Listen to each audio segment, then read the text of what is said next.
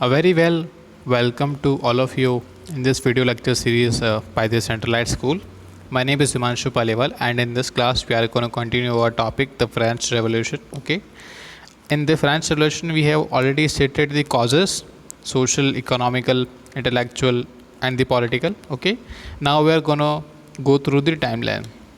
आज हम इसकी टाइमलाइन के बारे में देखें. टाइमलाइन बेसिकली कौन कौन से साल में क्या क्या घटनाक्रम होते हैं, क्या क्या इवेंट होते हैं, उस चीज़ को हम क्या कहते हैं, टाइमलाइन. ठीक है.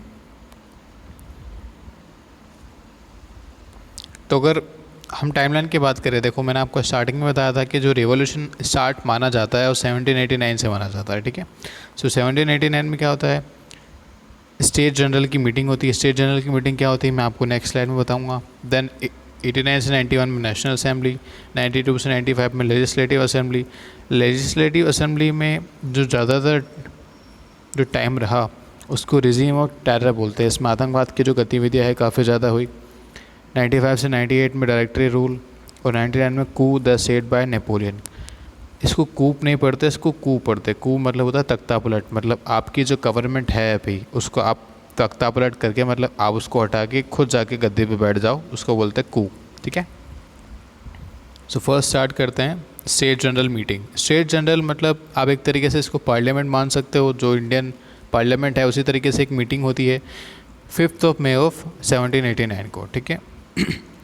A super parliament with representative from all 3 states, मतलब जितने भी 3 स्टेट के रिप्रेजेंटेटिव थे, first state, second state and the third state, जो कि मैं आपको प्रीवियस वीडियोस में बता चुका हूँ, उन सब के रिप्रेजेंटेटिव उसमें होते थे. ठीक है. अब इसके साथ प्रॉब्लम क्या है कि ये फॉर्म तो काफ़ी पहले हो गया था, लेकिन इसकी फ़र्स्ट मीटिंग कब होती है, आफ्टर 175 ईयर्स. मतलब आप इसको रफली एस्टिमेट लगाओ तो ये 1610 के आसपास फॉर्म हो चुकी थी, लेकिन इसकी मीटिंग कब होती है, 5 मई ऑफ 1789 को. ठीक है. The agenda of the meeting was to manage the financial crisis. जो भी फ्रांस में जो फाइनेंशियल क्राइसिस थे उस टाइम पे, मैं आपको पहले ही बता चुका हूँ, उन सबको मैनेज करने के लिए ये मीटिंग का एजेंडा रहा था. ठीक है. अब इसमें बेसिकली होगा क्या, अगर आपको फाइनेंस क्राइसिस जो है मैनेज करना है तो मतलब आप जो टैक्सेस है उसको बढ़ाओगे. अब आपको पहले ही बताया कि जो फर्स्ट स्टेट और सेकंड स्टेट्स के जो लोग थे, फर्स्ट और सेकंड स्टेट्स की जो कम्युनिटी थी, उनको आपने टैक्सेस से ऑलरेडी रिमूव कर रखा था, उनको रिबेट मिली हुई थी. तो ये जो जितना भी टैक्स का जो ओवरबर्डन होने वाला था वो किस पे होता, थर्ड स्टेट पे. ठीक है.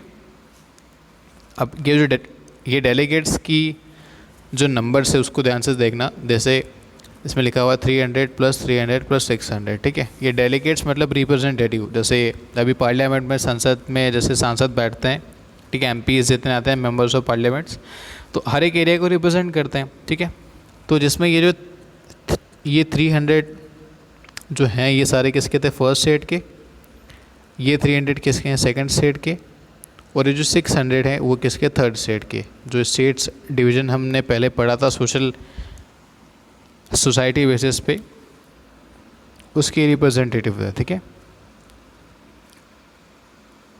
अब ये आप पूरा हॉल देख सकते हो. It is very much similar to the parliament of the Great Britain. ये जो आप पूरा हॉल देख रहे हो, ये एक तरीके से आप मान सकते हो कि इनकी पार्लियामेंट है, मतलब ये स्टेट असेंबली है जिसमें ये सारे लोग बैठे हुए हैं.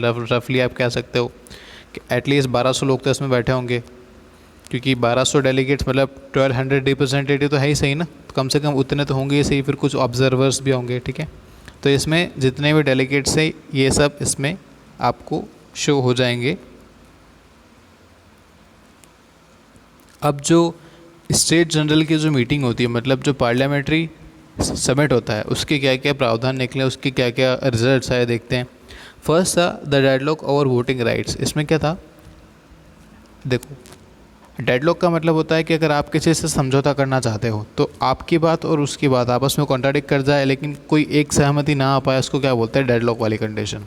ठीक है. अब वोटिंग राइट्स में क्या होता है, जैसे मेंबर्स ऑफ पार्लियामेंट्स, अगर इनमें इंडियन सिस्टम की बात करूं तो सारे पार्लियामेंट के जो मेंबर्स होते हैं वो किसी न किसी बिल पर या फिर किसी न किसी लॉ पर अपने वोट देते हैं, फेवर और अगेंस्ट में. तो इसमें होता क्या था कि जो फर्स्ट स्टेट के जितने भी लोग हैं उन सबको मिला के कितना वोट होगा, 1 वोट.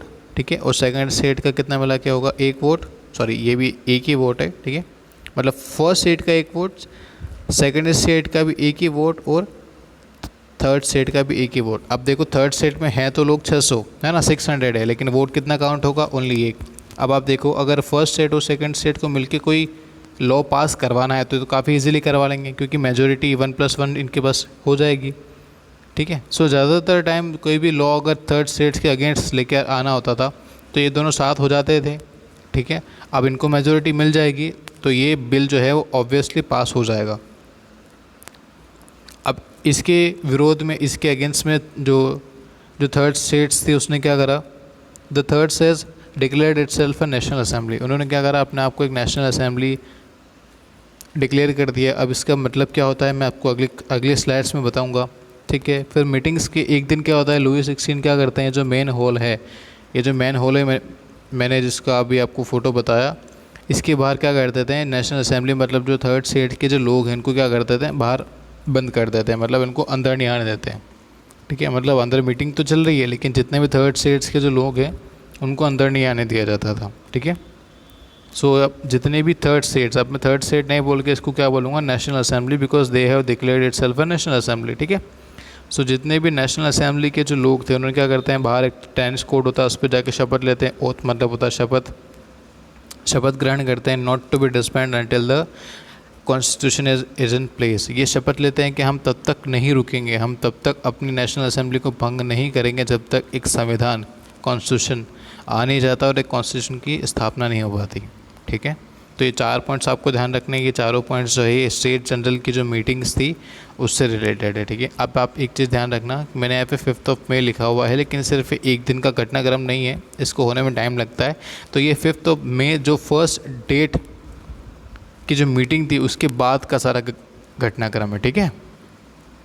अब आप इस फ़ोटो में देखना, ये एक जो टेनिस कोर्ट था बिल्कुल इंडोर, आप जो देखते हो आजकल जो टेनिस कोर्ट है वैसा ही है, लेकिन ये इंडोर टेनिस कोर्ट है, ठीक है। अब इसमें ये जो एक आदमी बीच में खड़ा है ये सबको शपथ दिलवा रहा है, ठीक है। एंड इसके आगे के जो भी टॉपिक्स हैं हम नेक्स्ट क्लास में कंटिन्यू करते हैं, ठीक है। Thank you.